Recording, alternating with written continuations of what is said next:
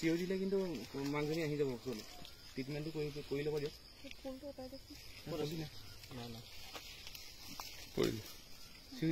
কেইবাবাৰো পৰিছে খালত আৰু এবাৰ ৰেস্কিউৰ কাৰণে আপোনালোকে যথেষ্ট কষ্ট কৰি স্থানীয় ৰাইজেও কষ্ট কৰি গাড়ীত উঠাই দিছিল তাৰপিছত উপযুক্ত চিকিৎসা কৰা হ'ল নে নহ'ল নে কি হ'ল কথাটো আজি যোৱা কিছুদিন ধৰি এই হাতীৰ পোৱালিটো মাকৰ সৈতে ঘূৰি আছে আৰু মাজে মাজে এই হাতীৰ পোৱালিটো সৰু সুৰা গাঁততো পৰি উঠিব নোৱাৰা অৱস্থা হয় তাকে লক্ষ্য কৰি গম পোৱা গৈছে যে এইটো হাতীটোৰ পোৱালিটো নিশ্চয় খুব দুৰ্বল হৈ আছে আমি যদিও হাতীৰ পোৱালিটো সেই মানে য'ত গাঁতত পৰে লগে লগে ফৰেষ্টে আমাৰ বকিয়াল বন বিভাগে বা আমাৰ গোলাঘাট ৰেঞ্জৰ পৰা ষ্টাফ গৈ লগে লগে হাতীটো উঠাই পুৰৰ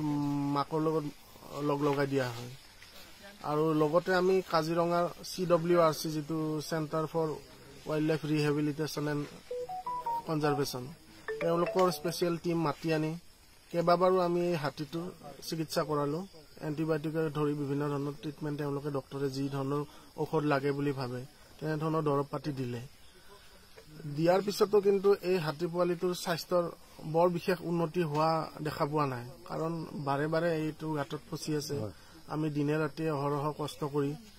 এই হাতী পোৱালিটো পুনৰুদ্ধাৰ কৰি দি আছো কিন্তু আমিও এইটো বিচাৰিছিলোঁ যে হাতীটো ভালদৰে চিকিৎসা কৰা হওক যে যাতে ই মাতৃৰ লগত আকৌ পুনৰ সুস্থ হয় কতো বিপদ নোহোৱাকৈ তেওঁ যাতে দিনকেইটা পাৰ কৰিব পাৰে বা ডাঙৰ হ'ব পাৰে কিন্তু এই ক্ষেত্ৰত কিছু আইনী বাধা নিষেধ আছে যে বন্যপ্ৰাণী এটা যেতিয়া উদ্ধাৰ কৰিবলগীয়া হয় বিশেষকৈ এইটো লেকটেটিং হৈ আছে মানে কি মাতৃদুগ্ধ এৰা নাই গতিকে ইয়াক ফটকে লৈ গৈ ৰেস্কিউ চেণ্টাৰত গৈ তাতে সি ছাৰ্ভাইভ কৰিব পৰাৰ মানে শংকা আছে গতিকে মাতৃৰ লগত তাৰ সম্পৰ্কটো ছিন্ন কৰাটো মানে আমাৰ আইন বিৰুদ্ধ আৰু তাৰ উপৰি ইয়াক ৰেস্কিউ কৰি ৰেস্কিউ চেণ্টাৰলৈ লৈ যোৱাৰ কাৰণে আমাৰ মানে উচ্চপদস্থ বিষয়াৰ পৰা আমাৰ পাৰ্মিশ্যনৰ প্ৰয়োজন হয় সেই পাৰ্মিশ্যনটো আমি বিচৰা হৈছে আৰু সেইটো বৰ্তমানলৈকে পোৱা হোৱা নাই যদিও মানে এইটো প্ৰচেছ চলি আছে চিও দিলে কিন্তু মাংজনী আহি যাব চল ট্ৰিটমেণ্টটো কৰি ল'ব দিয়ক কোনটো উপায় দেখি না না